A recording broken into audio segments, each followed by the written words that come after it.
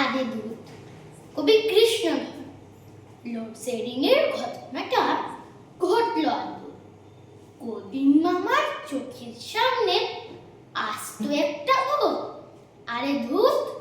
আরে ধূত শোনাই না গল্পটা তার।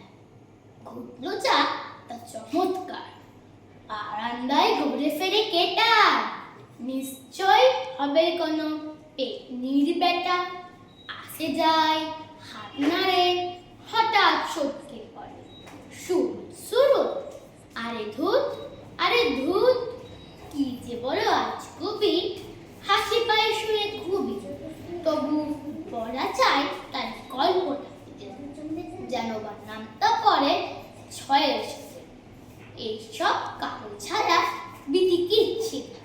ভূতেরা নৃত্য করে কিবা তার ছেড়ে, ভূতের শরীর কেমন নরম লোমশ, মুখটা দেখেছে তার কিংবা মুখোশ, কটা হাত কটা পা, আছে নাকি রণ পা, নাকি সুরে কাঁপে, নাকি বাজে ঝগ জম্পা।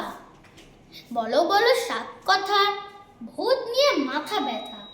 হাসালে গোবিন্দ মামার কাহিনী কিদ্ভুত। ভূতেরাও সরে হাসে, ছিল যারা আশেপাশে হঠাৎ চমকে ওঠে, জ্বলেছে বিদ্যুৎ, কোথা ভূত। আরে ধূত